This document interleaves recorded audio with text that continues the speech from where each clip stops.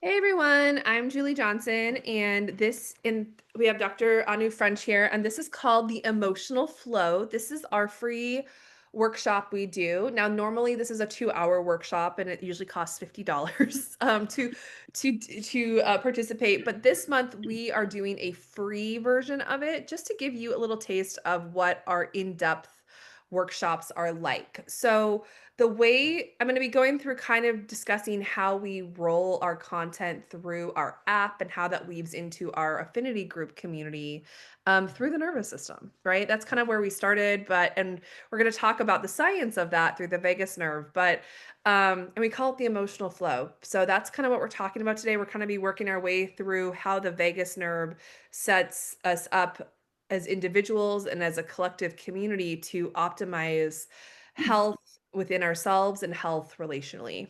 So that's what we're talking about today. Dr. French, do you want to talk a little bit more about your background, what you do, and all that good stuff? Sure, I'm so happy to be here. Thanks for asking me to be part of this. And it's just been a great month on the Integrate app, just doing bringing in those daily, simple, tiny habits, right, that we're trying to focus on. I'm a pediatrician here in St. Louis, and I practice integrative medicine and integrative psychiatry.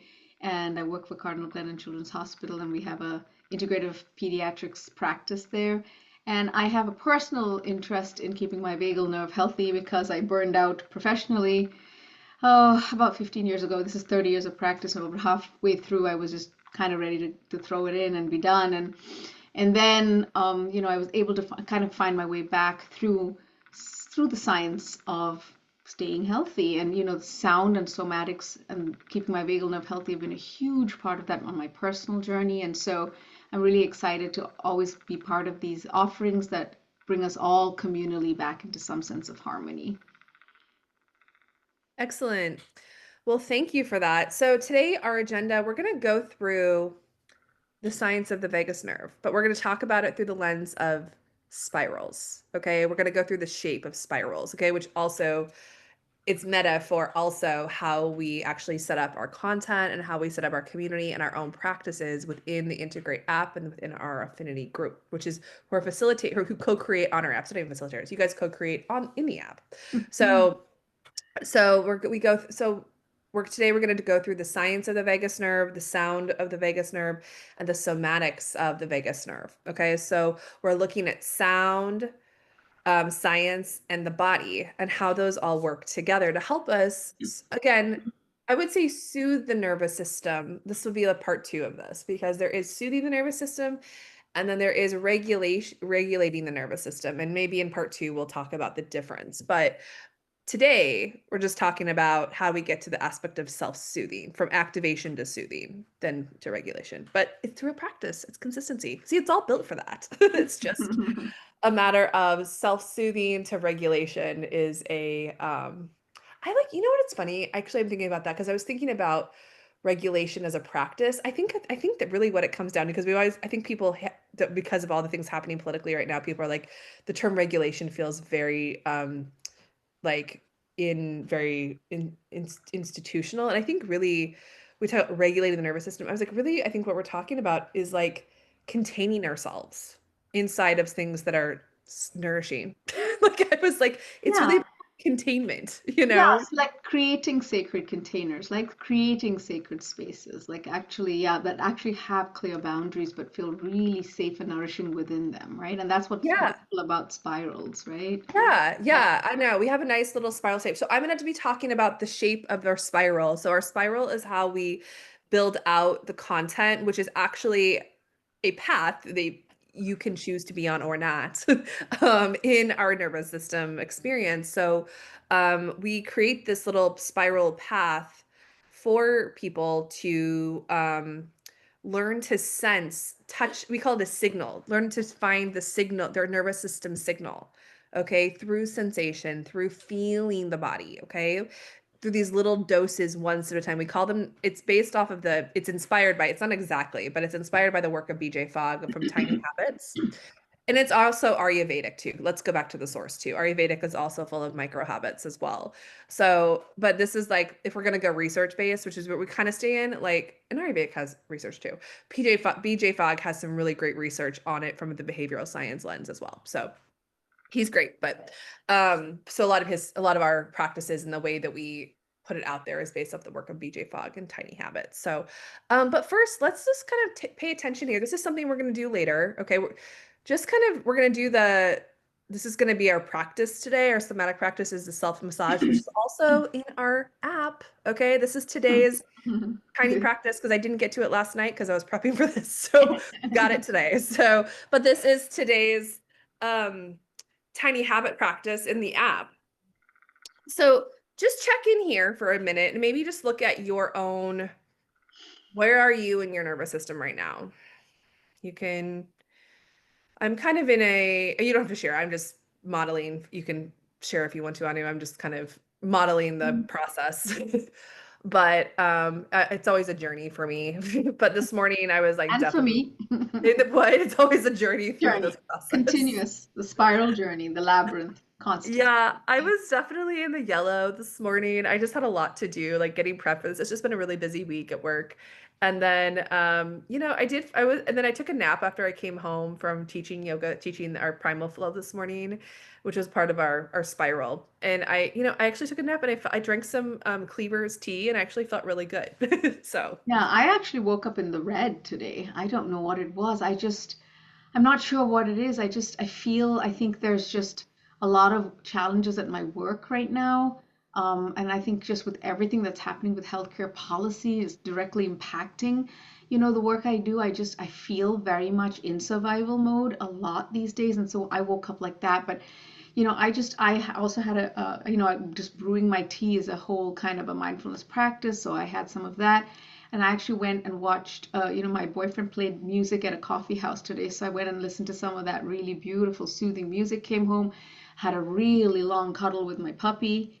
And, just I feel like now I'm kind of back in between the green and the yellow zones. I just I feel love a that. lot more grounded. Yeah, yeah. Yeah, I love that. So, and these little somatic things we're going to do before, we're going to get to that later on in the practice, but this is actually in our app and these are actually great ways if you notice yourself in a space like that, what to do to help you move into an opposite direction. So, I love this visual. It was that I that me and Canva came up with. Oh, So, beautiful. Yeah, it's kind of based on is it Lindsay Lindsay Brahman? Brahmin stuff a Yeah, little bit. a little bit. Yeah. Yeah, Lindsay Brahmin has one that goes deeper into the polyvagal Yeah, talk is yeah, a that's little yeah. bit But more this, I yeah, think yeah. a But little this bit is more user great. friendly. So I love this though. Yeah, I think I might actually take this and put it in some of our handouts at work, and I'll give you credit. So yeah.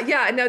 this one puts some somatics into it. We just needed one with a little bit more like our lens. So I just created Yeah, it. I almost feel like I need to make this a poster and put it in my Yeah, waiting room. It's beautiful. Yeah. totally. All right. So let's just come into a comfortable position. It's just kind of grounding. This is kind of beginning by doing what we're doing, right? And maybe bring your hand to your knees, your chest, to your belly. And just take a minute and just either auditorily or visually scan the room and just notice what's happening in the room around you. Check in with anything happening.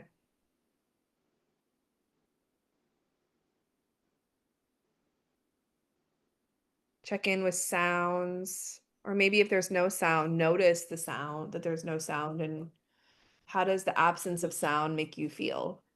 Or maybe if there's really nothing interesting or drawing your attention in the room, what's the felt sense of the lack of visual stimulation? Or maybe there is something nourishing on the wall, or maybe you're noticing me like the clutter around my kitchen is bothering me at the moment. Mental note. It's just, but these are all things to make us remember what's happening around us without, and then coming back to the center. That's why I always like to do a scan because it's a helpful to be like, okay, I scanned the things. Yeah, I want to pick that up, but not right now. It's okay, you know. So just kind of check in and then see if you can rebalance and find something that is actually grounding and supportive to you. So For me, I always have this here with me because I like the wood of my tea, traveling tea infuser. So I keep that nice with me because it's a nice neutral thing that I can like ground with. And it's full of tea, so I have that like somatic memory of Right. it. So, and then let's go back here and just notice, where are you in your rainbow of regulation? Check in there and just see where you are. And if you were find yourself in the blue zone, I just want to talk through the blue zone for a second. The blue zone is called dorsal vagal or shut down, and that can be low energy.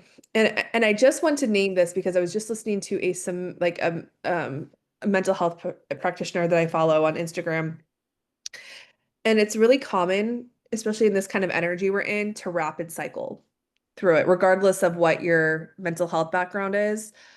We were just talking about rapid cycling between red and blue Mm, just because of the sake of what's happening in the world. And that is actually a nervous system response. So if you notice your response is shifting quickly, it doesn't mean you're doing anything wrong. It means that's you're literally responding to your environment. absolutely. So I just like to name that because I've heard that a lot recently, and and rapid cycling is very normal when there's a lot of mental stimulation. And it could be like little, not like rapid cycling to the point of like, in all the ways we hear about it's a mental health disorder, but like it's a rapid cycling within your body, and that doesn't mean anything's wrong. It just means that your body is actually digesting information quicker than like what it can comprehend. Right, and that kind of information is being thrown at us much more rapidly than we can comprehend. So it's Yeah. just, yeah, it's the circumstances of our times. Yeah. Yeah, so this is where the self massage comes in, which we'll do later, but just kind of notice where you are in that. Absolutely. And I think, I mean, I think just preparing for today has brought me down to green. You know, I started off with red this morning, but this is why it's so wonderful to offer because, there's so much healing that goes both ways. But I think I would say I'm probably in the more closer to the green now. That's kind of Yeah, the color I'm noticing. Yeah. it definitely is a lens. I feel like I was listening to a girl this morning. It was that same person. I was listening to her YouTube thing, and she was talking about, what did she ask? Hold on a second. It was actually really good because it took me back to the nervous system. Hold on. This is like a cool little like thing to think through. Um, she asked, what are you a commitment to?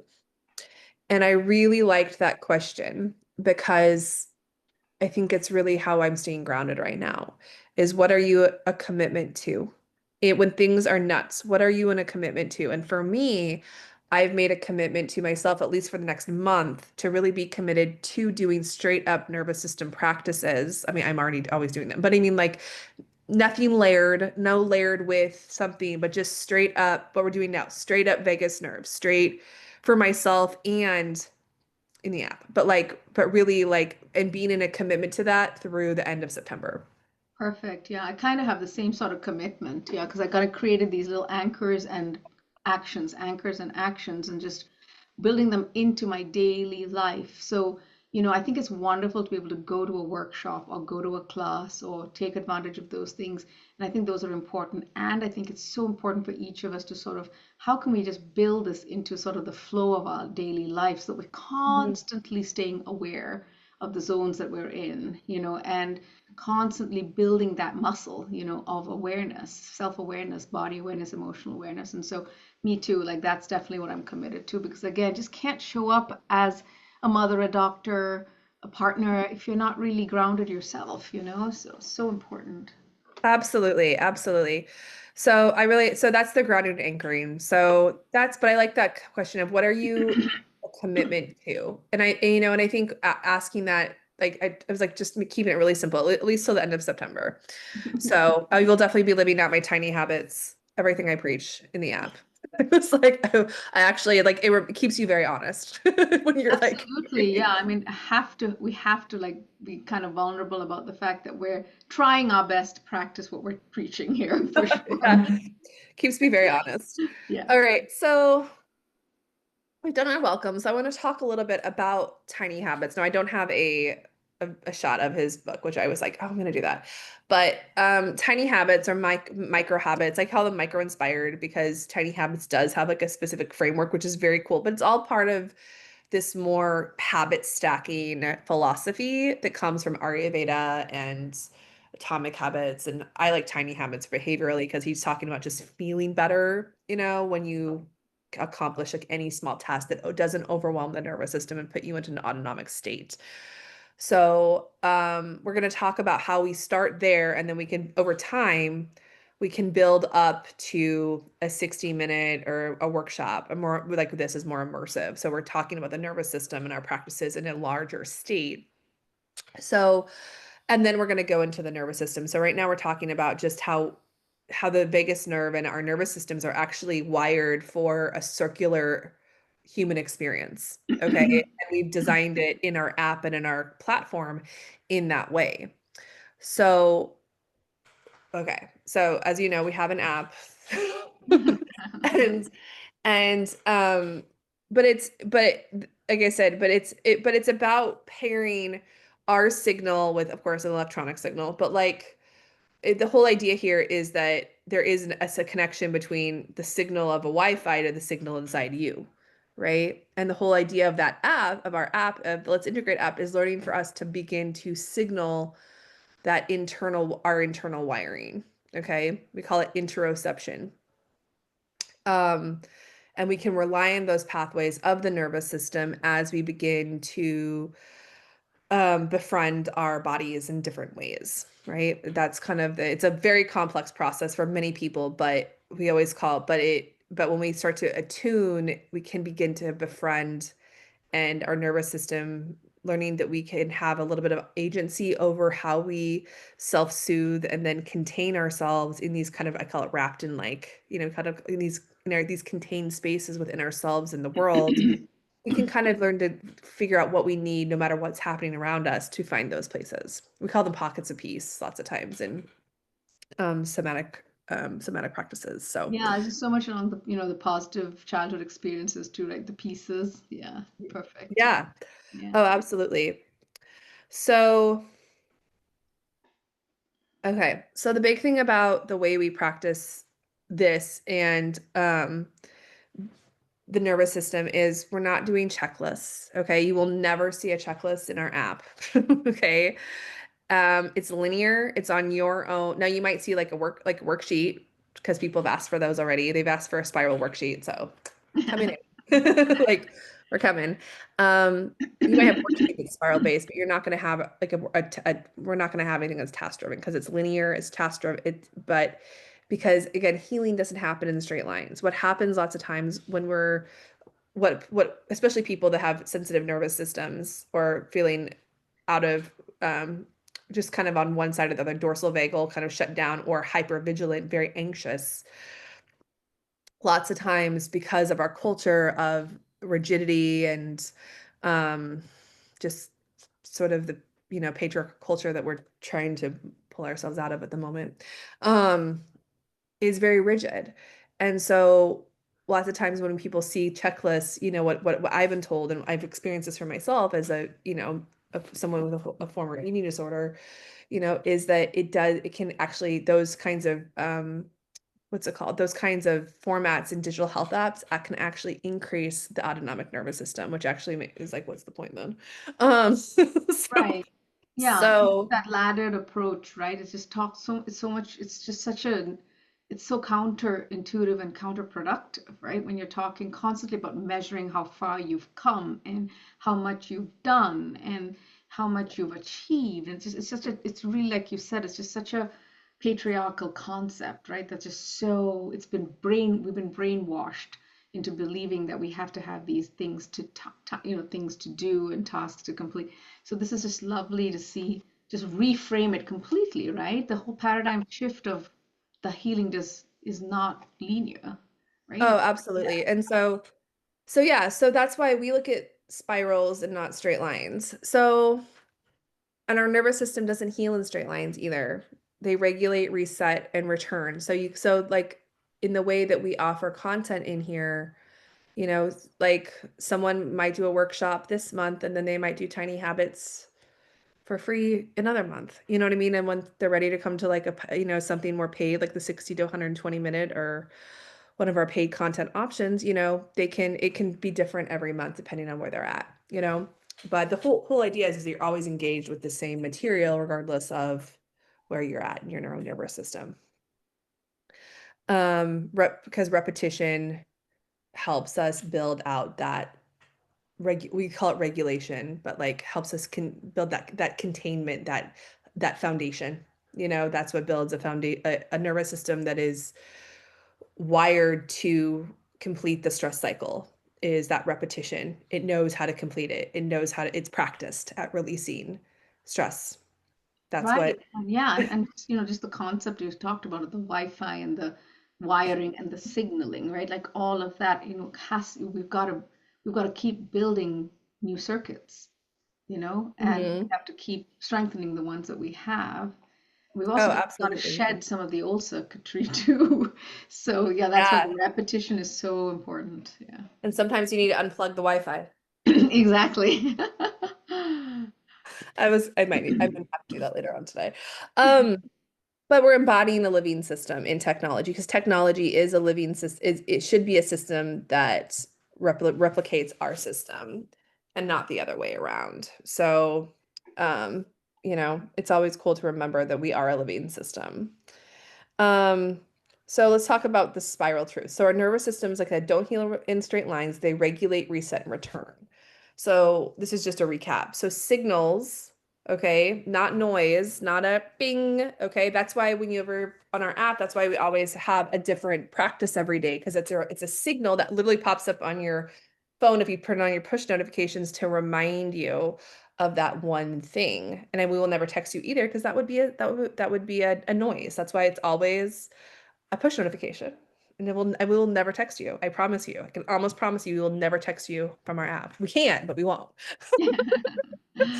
Um, and then the layered pathways, moving from tiny habits to the on-demand classes to the primal movement classes that I offer. And then these like emotional flow workshops, which are like more like 120 minutes where we go through these deeper learning experiences. And then the deepest learning experience is being a part of our co-creating affinity group and people like Anu who are in our group who are doing the practice together as professionals, like relationally. So that's like the widest lens, right? Right.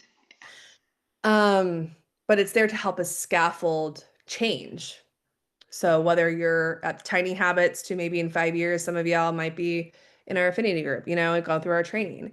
You never know. So, but it's there to help you scaffold wherever you're at. Um, yeah, this is just we are living systems. That's the biggest takeaway. And then if you want to learn more about our affinity group, if you're watching us, you're like, hey, that sounds really good. Go to our website, go to networking, and you can learn more about the training process for being a co-creator in our app and building up that network that Anu's a part of. We all work together and work within our own practices and pull from each other for our own professional work within our affinity group. So excellent. All right, Anu, you're going to talk about the vagus All nerve. right. Yeah. So I love, in medicine, we always have a joke that what happens in Vegas does not stay in Vegas. And so because and the reason we say that with a little bit of humor is that because this nerve it's called the vagus because it's Latin for the wanderer. So it extends extensively through our body. And it is such an important part of this protective complex neuroendocrine immune network. And it really modulates so many systems. So I love this graphic because it shows you it starts in the throat, in the upper airway, and so our voice box, our vocal cords, it goes down to our heart and our lungs, and so our cardiovascular system and our pulmonary system. So breathing, our respiratory rate, how we modulate breath and our heart, our blood pressure, our heart rate, the how much we can actually control some of these systems. And then it goes down to our food pipe and stomach and our colon and our small intestine. And so here we have the whole concept of rest and digest, our parasympathetic nervous system. How are we moving food through our system? How are we digesting it? How are we absorbing it? How are we using it? And we have the colon and the kidney, because how are we detoxifying and getting rid of things that don't serve us? And then we have the liver and the spleen, because just again, part of our immune system is intimately involved with the vagal nerve. And so I think I just wanted to show you this graphic just to explain how pervasive the nerve is. It affects pretty much every system in our body, and so why its health is so important in our stress response and our ability to regulate. So the next slide. Do I have access to that? Yeah. So, Dr. Stephen Porges came up with the polyvagal theory, and I think in its simplest form, it's just really how does our nervous system respond to the world? And so our ability to perceive something as a threat or danger, or perceive something as safe, and and kind of a place that we can sort of be comfortable, it really is actually our vagal nerve is so important in kind of determining that. And so we know broadly our autonomic nervous system has the sympathetic and the parasympathetic. And the sympathetic is kind of right, that when we set out all those hormones and those neurotransmitters, and we're all activated. And then we have the parasympathetic that has two parts: the ventral part, which is kind of the green, where we would love to live all the time, the social engagement. And then we have the dorsal vagal nerve, which is kind of the shutdown. And so, hierarchically, we want to respond to every situation that comes our way, with social engagement with our ventral vagal nerve. So we want to be connected and co-regulating with our environment. We want to be joyful and present in the moment and grounded. And we want to be able to be curious and open to these experiences that come our way, and be compassionate and mindful. And in that state, we're digesting well, we're resisting infection well, we have a nice, strong, functional, adaptive immune response, where we're resting and recuperating, like we talked about the reset, and then we have circulation to all the important organs, and we're creating lots and lots of the love hormone oxytocin, and we can just really engage and relate to our environment. But then, if we're faced with a danger, something we perceive as dangerous or traumatic, we immediately go into a sympathetic space, and that's where we're like, either we're fighting, so we're like angry, rageful, irritated, frustrated, or we're fleeing, and that's panic, fear. And this was, some of the sort of what we call our primitive responses when we had to fight the tiger in the jungle, or the bear in the tree, and then we were supposed to bounce right back to the social engagement. But sometimes what happens is our heart rate, our blood pressure, everything, our adrenaline is just going so much, and we're decreasing some of the things that are in storage. Our immune response is not responding correctly, our insulin response is not responding correctly, our digestive system is not responding correctly. And then the next part is kind of where we went from social engagement to mobilization to almost immobilization. So that's when we kind of shut down, and that's our dorsal vagal nerve. And that's when we kind of freeze and collapse, and we're overwhelmed, and we just have either this feeling of being hopeless and trapped, or we have this feeling kind of apathy and depression and numbness and just helplessness. And in that state, we really, our body is just churning out these endorphins, trying to bring us out, of this place, but also trying to help us deal with the pain that we're in. And then all of the other sort of the sympathetic overload that we were in kind of goes away. And so we kind of quieten down, and we kind of become our heart rate and our blood pressure and all of that kind of goes into almost like a hibernation mode. So these are sort of the places that our body can go to when we are met with a situation. And so we go to the next slide. And so how do we actually deal with this? So this whole, our whole offering today is really about how do we actually improve our window of tolerance, our place of regulation. And what the window of tolerance is, it's like this optimal zone of arousal where each of us can effectively process and respond just to the daily demand of our lives, the stressors, without either becoming hyper-aroused or hypo-aroused.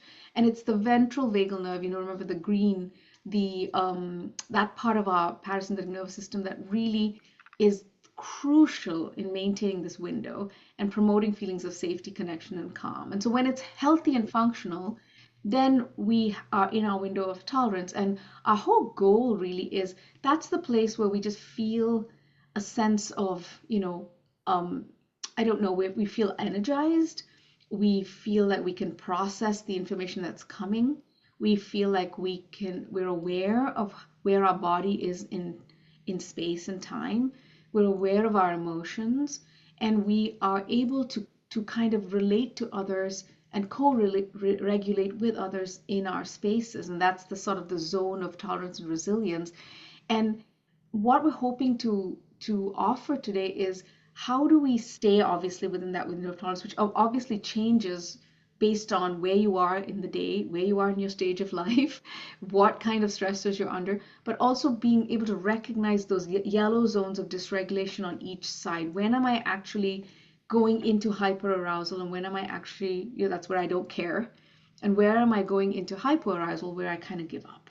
And so expanding this window of tolerance is really, I think, the most important goal of some of these tiny habits that we're trying to talk to you about today.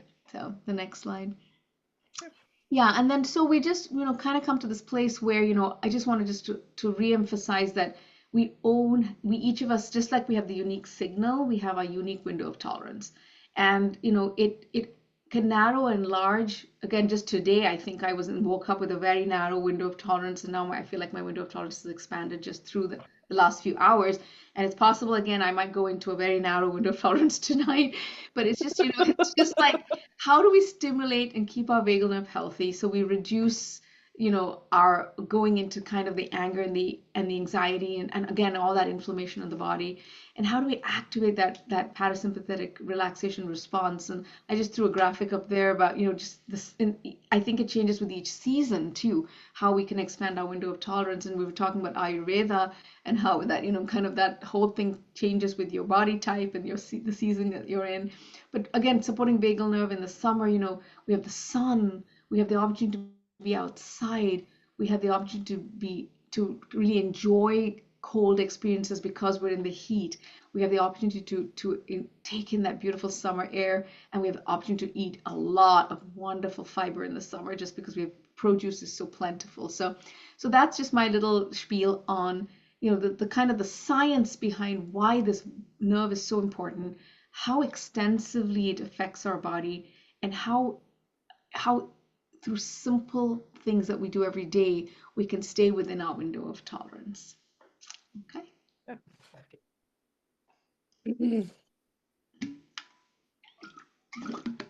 All right. So I like to hum in the shower every day, and when we talk a little bit about our daily tools later in the presentation, I think I find humming to be such a simple thing. Everyone can do it. You don't need any talent, don't need any technique, you don't need any training, and it is such a conscious way to use our breath and use our vocal cords and stimulate our vagal nerve. And there's a wonderful book called The Humming Effect by Jonathan and Andy Goldman that I recommend if you are more interested in learning more about the science behind it. But it affects us on so many levels. Like it reduces stress, it enhances sleep, it produces oxytocin. It also increases our ability to detoxify because it increases lymphatic circulation and the glymphatic circulation, which is part of how our brain detoxifies. It also releases endorphins, and it also creates the pathways we were talking about, the circuitry we were talking about.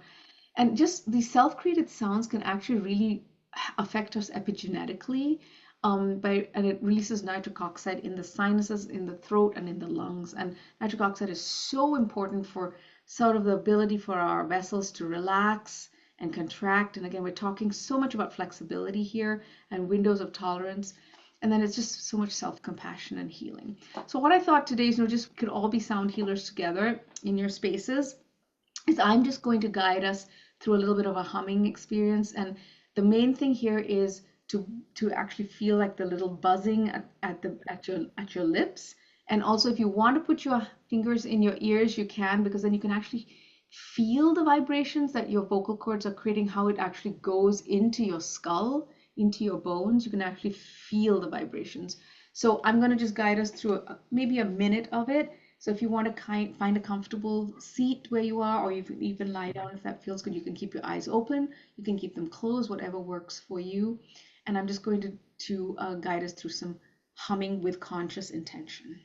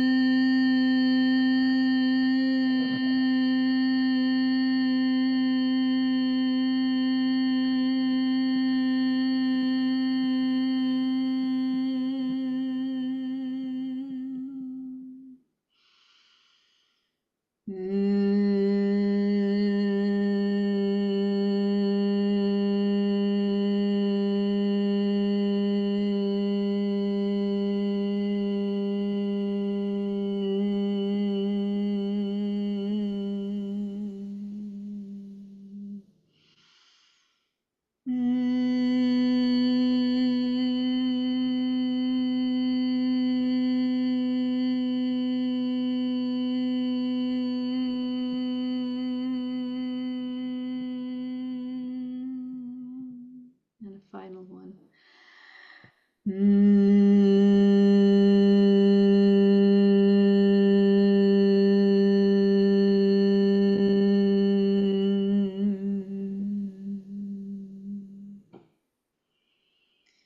feel how we have to take those deep breaths in order to bring that humming out, and all the nitric oxide and the oxytocin that we've created. Our vagal nerves are pretty happy right now. All right. All right, next one. Yeah.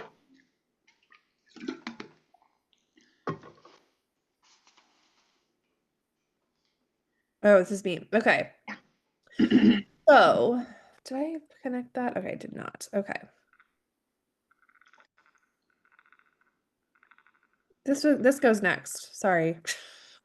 Oh, so take home tools next? Okay. All right. Sure. Sure. No Wait, problem. wait, is it All wait, does right. it So doesn't matter. Do it, should I we don't do think this it really matters which way. Yeah, let's what? do this. Yeah. Okay. I don't think it matters the order. Yeah. Okay, cool.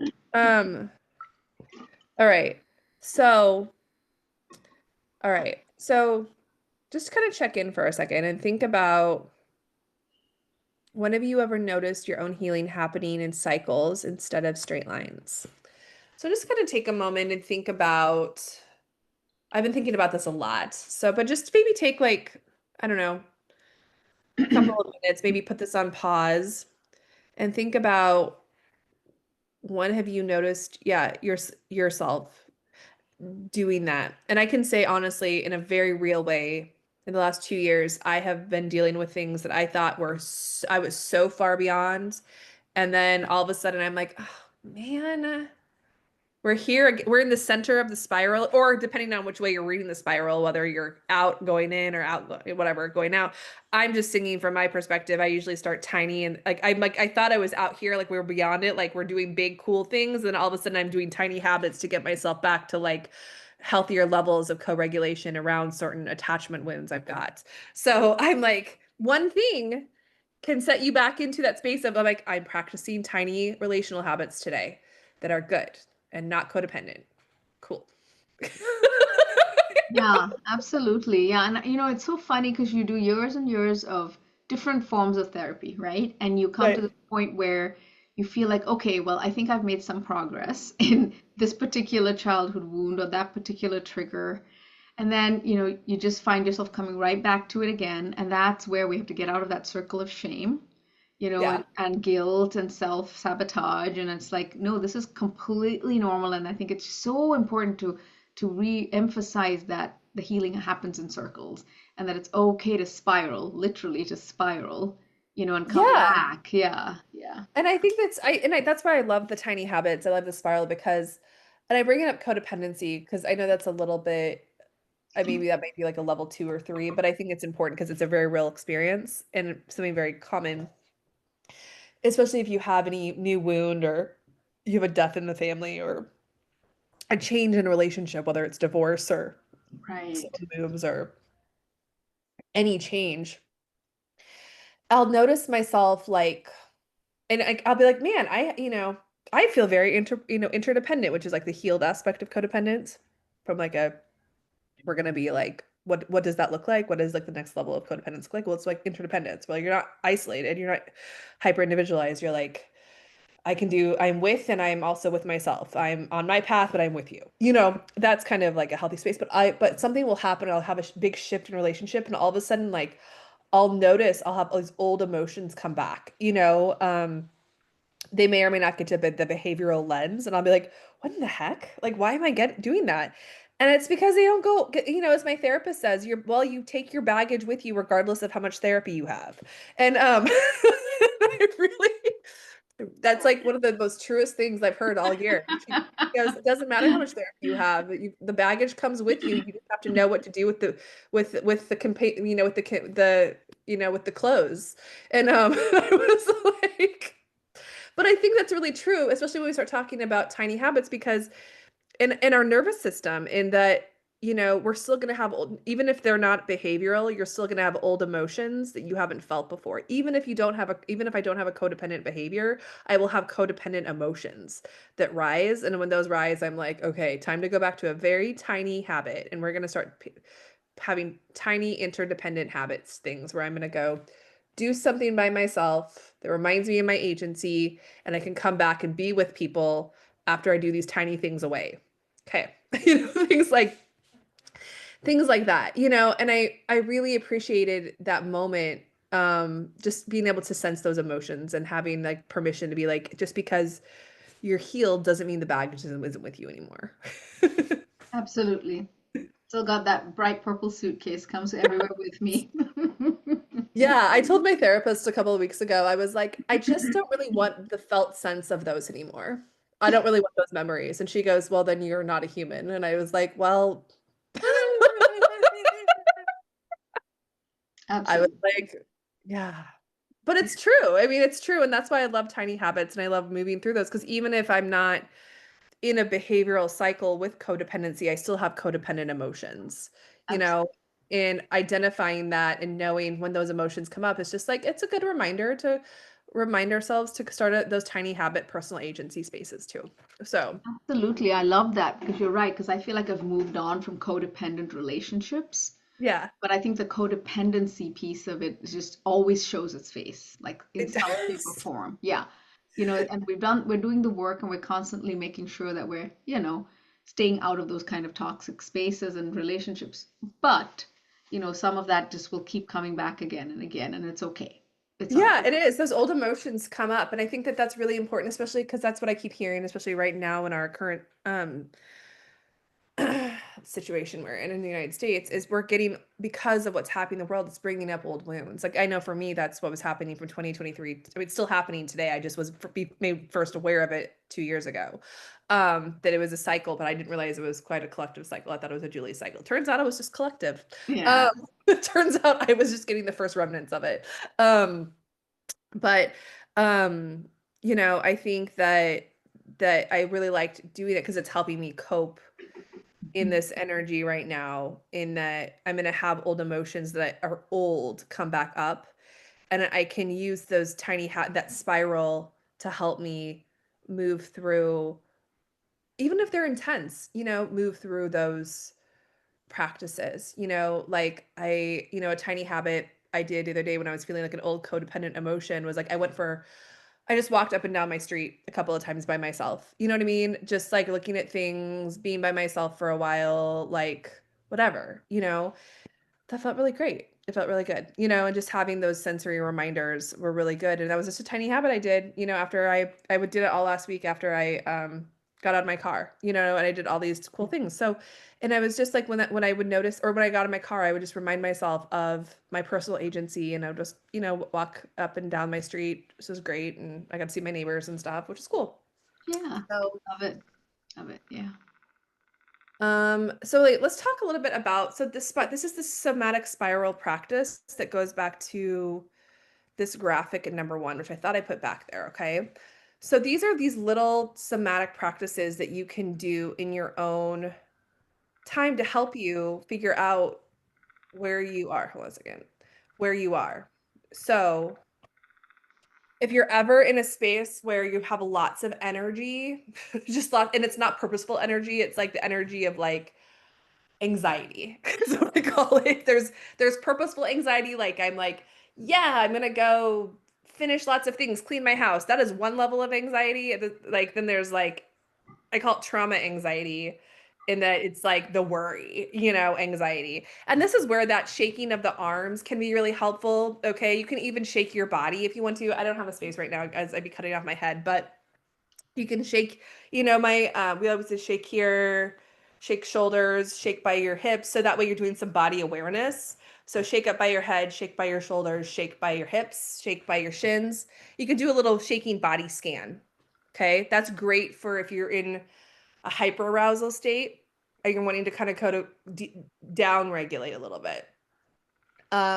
Extended exhale. So that would be like yellow support. Like um this morning, depending on how that feels in your body. Like for me, the yellow is kind of like I'm going to be 10 minutes late somewhere and whatever, and I'm starting the meeting. You know what I mean? Like I'll just have to, that inhaling and that through my nose, then exhaling through my nose for 10 seconds or a longer exhale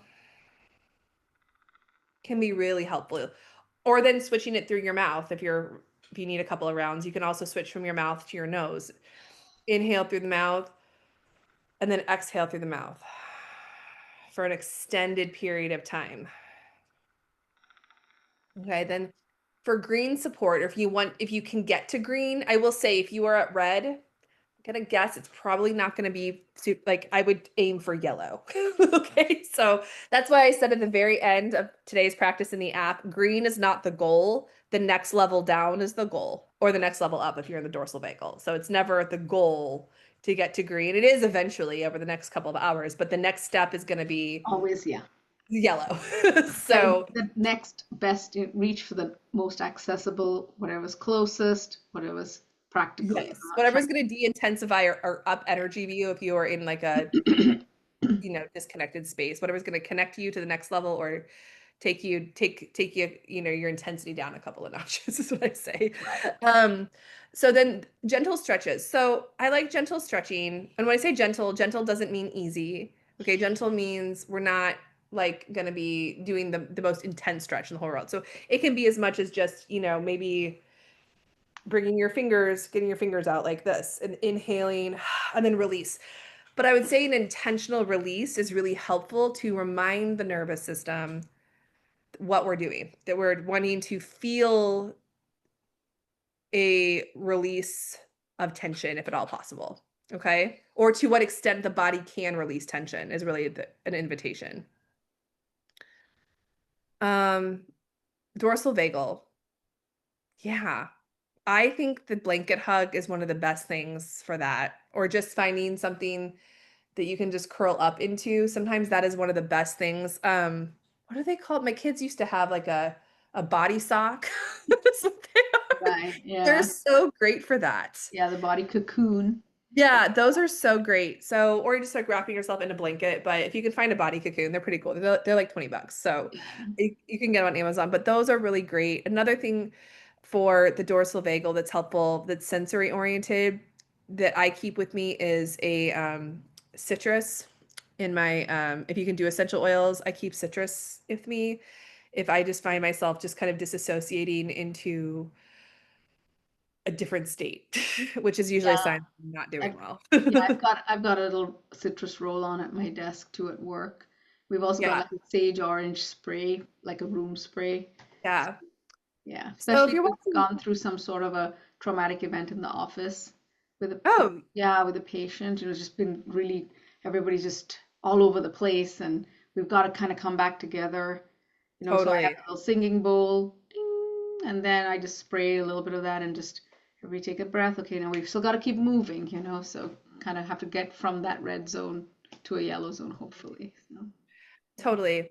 All right. So let's go to tools for you. Yeah, so I wanted to just share some of the things that I do. And again, remember we talked about how everyone has their unique signal, everybody has their unique window of tolerance, and what I'm suggesting here may not be what appeals to you or resonates with you, but I just wanted to sort of give you an idea of sort of my day and how I, with conscious intention, and especially this month working with the Integrate app and the emotional flow and the emotional current, really trying to incorporate these things into daily life. And so you can see I've got my blue blockers on, and I just wear these anytime that I'm not outdoors. If I'm outdoors, I definitely want to get the sunlight and the beautiful rays of the sun into my eyes. You know, it resets my whole circadian rhythm. But if I'm in front of blue light like this and I'm inside in front of screens a lot, I'm also in the hospital with all the fluorescent light a lot. I mean, just blocking that out can be very, very helpful. So just a very simple way to sort of block out some of that toxicity that's just on us all the time.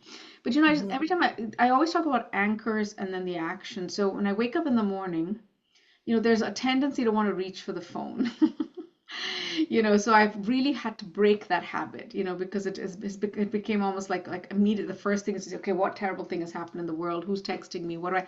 So first thing is I just wake up in my bed and I feel my bed. I feel the pillow, and I'm like, okay, it's time to do a body scan. It's very quick. It's 30 seconds. Where am I feeling in my body? Just go all the way from. I like to work out from my toes, up my legs, to my back, to my neck, to my head, to my hands. So that's it. So the first is a body scan to see, okay, where am I today? Where is my physical state? And then when I get up and I sit on the toilet, which most of us do, so I say in the loo, you know, I try to do a 4-7-8 breath, which is four, take a deep breath into four, hold to seven, and then breathe out to eight. Or I try to do the Nadi Shodhana now, which we demonstrated on the app, but that's the alternate nostril breathing. In, hold, out. And so again, wake up body scan, sitting on the toilet, don't want to reach for my phone right away, try to do the breathing. Then I'm in the shower, and in the shower, it's the humming that we did. Or I will sometimes chant some mantra, and that's just my particular, you know, choice of sound healing. But I, again, anything that resonates with you, but like I said, the humming anybody can do. And then I'm at a sink a lot in my life. I do a lot of hand washing as a physician. I wash before a patient, I wash after a patient. And so I've really made that a meditative practice. It's 30 seconds before, 30 seconds after. I have an opportunity to feel the water on my hands and almost imagine my hands opening like a lotus under the water. It's like a metaphor for my heart opening. And if I'm at home, I will do a cold water splash on my face. It's a great way to just pick up your vagal nerve. And then when I'm walking to and from my car, I use it as a walking meditation. I've become very intentional of how I walk. I don't rush anymore like I used to, just rushing. I'm actually aware of where my body is in time and space, what's happening around me, how grateful I am that my joints are still intact and that I can actually walk from my car to where I'm going and walk from where I'm going back to my car. And then when I'm Mhm. in my chair, you know, I'm just the opportunity to stretch like we just did, giving myself a little hug, allowing myself to occupy space, you know, allowing myself to occupy space is doing that stretch. Mindfully eating, again, I have to say this is such a hard part of being a physician because, you know, we're constantly at our desks eating. Very rarely do I get a chance to get up from where I'm working and go somewhere and eat. And so even in that moment, if I can mindfully drink or mindfully eat, it's incredible the studies that have shown that mindful eating, being aware of your senses when you're eating, being grateful for what you're eating, where it's come from, just that simple act of shifting into that can actually stimulate your parasympathetic nervous system. Every evening I watch, and again, you know, we're not recommending screen time, but I do watch something that makes me laugh until I cry. And usually it's babies laughing. So it's little babies laughing, or toddlers laughing, or animal puppies, kittens, something really silly and goofy. But I make a point to do that every day. So I'm actually sobbing with laughter because that laughter, if you can just get that muscle really tuned, it's a great way to stimulate your vagal nerve. And again, if you have a furry pet, a baby, you know, fur baby, definitely pet cuddles are huge. And then I just always like to talk about these scratch art notes. Again, when people talk about art, there's always a lot of intimidation. Oh, I'm not an artist. I don't know how to draw. You know, oh, art supplies is too much mess. I do this every day. I take a scratch off note and I do some kind of affirmative art on it. And these are just some of the ones I've shown. As you can see, there's not a lot of talent or technique in any of these, but they are definitely affirmative. I am joy, I am light, I am festive, I am love, I am peace, I'm valuable, I'm, and so on. And then the good night gargle. Always gargle before I go to bed at night. Gargling is a great way to, again, open up the vagal nerve, open up your throat chakra, open up your voice in this world for yourself.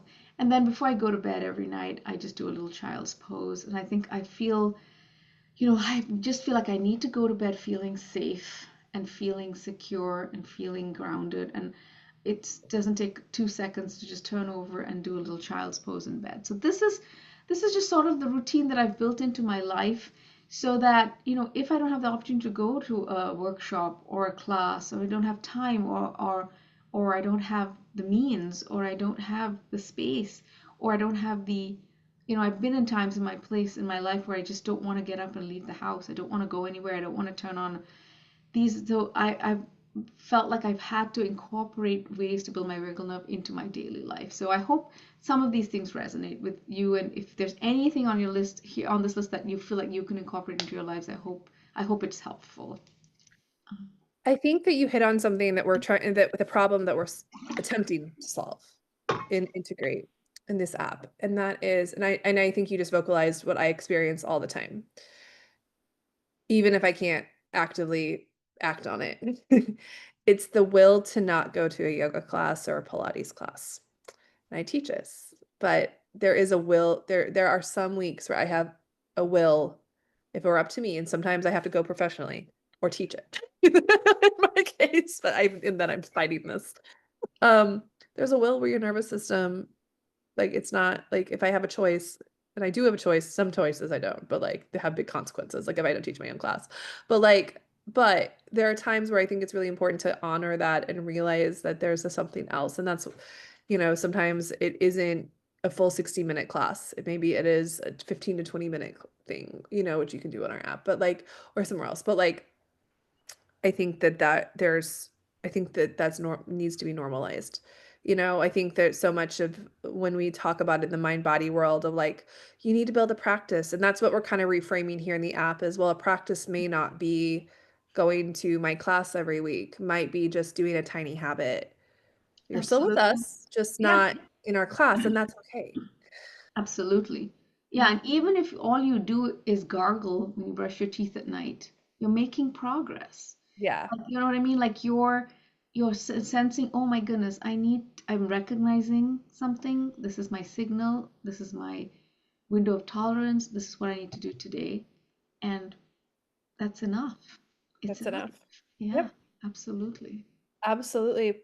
Um, if you have any questions, feel free to reach out to Anu and I. I'll put that in the email that you all will get. This is a little practice. If you want to do a 20-minute practice, this is a practice I put together through all the different from opening to signals to expanding to closing. So um, that's a good one. And then this is our little visual. So of how we work out our system. We start with tiny habits. If you're gonna, I mean, obviously you can skip around, but like the way that we styled it is from a nervous system lens is it start with tiny habits. We have all these little 15-minute, 30-minute free and small fee paid classes that are on demand. Then we have some 60-minute live classes, 2-hour workshops, and then the very last one would be like trauma informed leadership, where you're doing more of like it's more of our professional group that Anu's a part of. So where we practice a lot of these skills together. And then I love this spiral that who's the therapist? I forgot to put that in the in Yeah, the I'm on this group. It's called the Labyrinth Global Society on Facebook, and sometimes social media can be a way to connect with people. We all love yeah, labyrinths. We're all crazy about it. And yeah, it was posted in that group by somebody, and the resource was, it was from another group. Somebody had right. posted the therapist, but so I don't really know exactly who created it, but I just love this visual about shift in perspective. Oh, absolutely. Absolutely. Yeah, because that's the flat version and that's Yes. yeah, absolutely. And I've been feeling that like it's no one's business. Actually really helped me yesterday because I was feeling like I was like in Groundhog Day and like parts of my job. So Goodness. and again, I think that's the big thing here that's for us in terms of apps and the way we're looking at things is we're not looking at having a tool for the nervous system with it, but we're reattuning to our internal signals with technology. Technology is just a portal to help us reminder of our signals. Absolutely. Yeah. I always say apps are the gateway drug to mindfulness. Yes, it's a great way of That's what I say in my so office. great way, great. That's a great way of saying that. Yeah. So anyway, so hopefully if you have any questions, next month we'll have a new round. We're going to be building on this just slightly. We're going to be doing a combo of somatics, breath work, and humming or sound in our tiny practice. Anu, feel free if you want to contribute to that. We're going to be building like little micro flows just to build it up a little bit, just to have a little bit of sequencing. Still tiny habits, but more of like what we've been saying, one hum, one breath, one movement. Love So we're that. going to be building on like starting to build up of that little flow because flow, so it's like a level two, but flow and movement is a part of regulation. And we're going to start to talk about that in the next level in our tiny habits process next month. So Perfect. Yeah, absolutely. I love that. One hum, one breath, one movement. isn't Perfect. that great? Yeah. We need a That's t-shirt. our We need a what? t-shirt. We need a t-shirt. I know that needs to be our t-shirts. I Yeah, know. one I need to hum, tell one Victoria. breath, one movement. Victoria is our great t-shirt Integrate. designer. I need to tell Yeah. Victoria to get those get those going. All right. Well, we're gonna stop the recording. Okay.